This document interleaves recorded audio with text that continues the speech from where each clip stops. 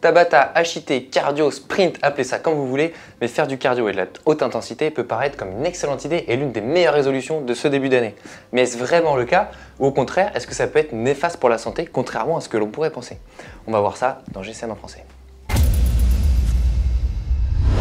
Que vous soyez guidé par une appli, un coach ou vous fassiez ça tout seul ou entre amis, quels sont les intérêts à faire du cardio tous les jours? Déjà, ça prend pas beaucoup de temps. En quelques minutes, peut-être en 20 ou 30 minutes, on peut arriver à se mettre complètement chiffon.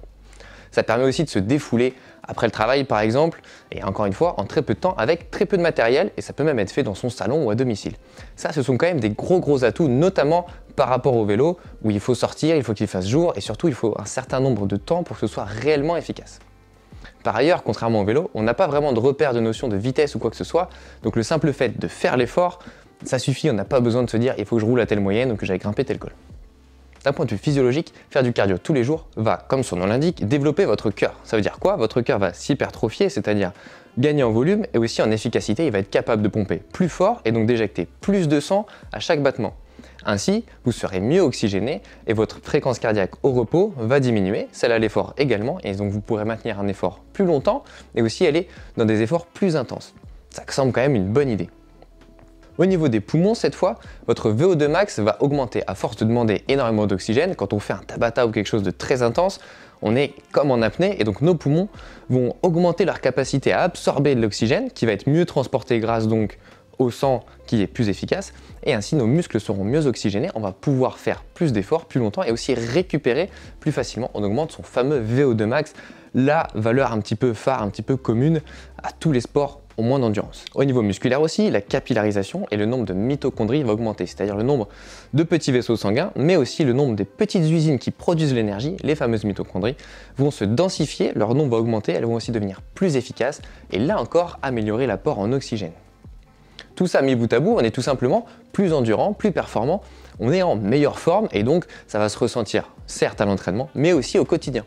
Mais il n'y a pas qu'au niveau cardiovasculaire que faire du cardio de la haute intensité a des avantages. Au niveau musculaire également. En effet, le gros point positif, c'est qu'on ne va pas prendre beaucoup de masse musculaire, contrairement à si on fait un entraînement uniquement en musculation. En revanche, on va gagner, on l'a dit, en endurance, mais aussi en force, puisqu'à force de faire des sprints, des burpees, etc., on va renforcer nos muscles et donc on va gagner, on va augmenter notre rapport poids-puissance sans prendre à l'excès de masse. Ça peut marcher aussi pour ceux qui n'ont pas envie de prendre de trop grosses cuisses. C'est une crainte que certains cyclistes ont. Eh bien, on n'aura pas ce problème si on fait principalement du cardio et pas trop de musculation. À l'intérieur du muscle également.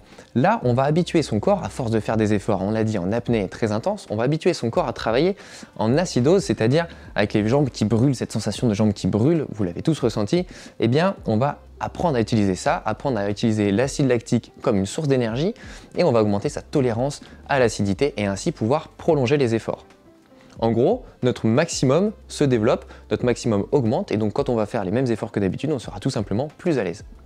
Trois aspects encore importants, c'est déjà au niveau hormonal, on va augmenter sa production d'endorphines, c'est-à-dire l'hormone du bien-être et donc on va se sentir mieux, ça permet aussi de se défouler et voilà, on va donc après une bonne séance de sport se sentir plus reposé, on va augmenter son endormissement, la qualité de son sommeil, mais aussi tout simplement son bien-être et pouvoir affronter la journée du lendemain ou la journée qui vient si on fait son activité le matin plus sereinement.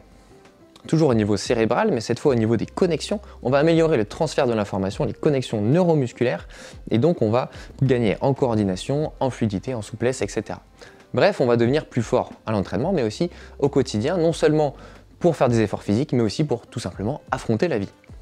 Autre point non négligeable, surtout après les fêtes, on va augmenter ce qu'on appelle l'EPOC, c'est-à-dire la consommation de calories post-effort. Produire un effort de haute intensité va non seulement brûler énormément de calories sur le moment, mais ça va aussi augmenter notre métabolisme. Tout simplement, on a besoin de récupérer, et récupérer, ça demande aussi de l'énergie.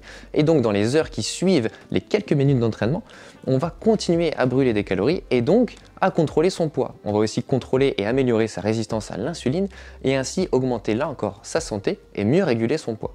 Bref, vous l'aurez compris, faire du cardio tous les jours a de nombreux avantages, que ce soit pour son sport ou pour sa santé en général. Mais alors, pourquoi vous ai-je dit que ça pouvait avoir des points négatifs? Eh bien, vous avez peut-être déjà fait des séances type Tabata, ça peut être particulièrement exigeant mentalement. C'est pas toujours facile. Je parlais de se défouler après le travail, des fois on est plus fatigué que énervé et c'est pas toujours facile de se relancer et de vouloir se mettre à fond. Et faire une séance courte et intense mais un petit peu en dedans parce qu'on est fatigué, ne pas réussir à vraiment se mettre à fond, et ben finalement ça revient à faire un entraînement tout petit et pas si efficace que ça. Donc on a l'impression de se donner et de faire de l'entraînement, mais au final on n'a pas les retours attendus tout simplement parce qu'on se donne pas autant qu'il le faudrait. De la même manière, faire du cardio tous les jours, ça va vous faire progresser très vite, mais c'est aussi très déséquilibré puisqu'on ne travaille pas toutes les filières énergétiques et donc au bout d'un moment, on risque de régresser, voire même à cause de la fatigue engendrée par ces efforts courts et intenses, on risque même de régresser et là mentalement, loin des endorphines, ça va être la dépression puisqu'on a l'impression de faire du sport et de régresser, on se sent nul et ça, c'est vraiment pas le but à la base.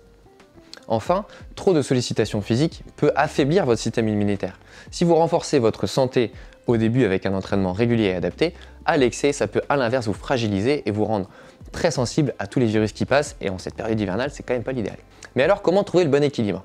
Tout simplement, mettre une routine en place avec un entraînement, même court, tous les jours, c'est une excellente nouvelle et c'est une excellente chose à faire évidemment.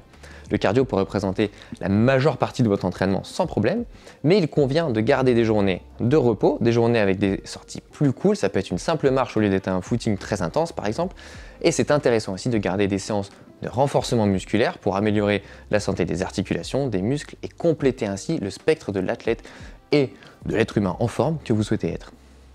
J'espère que cette vidéo vous aide à voir plus clair dans vos nouvelles résolutions, peut-être vous aide aussi à fixer de nouveaux objectifs. Moi, j'ai fait déjà pas mal de cardio et donc j'applique mes propres conseils et je vais faire une sortie plutôt de récupération aujourd'hui et demain, on retourne au charbon. Dites-nous en commentaire si vous avez des petits tips et astuces, qu'on se motive tous ensemble à passer une année 2025 en pleine forme. Allez, à bientôt sur GCN en français.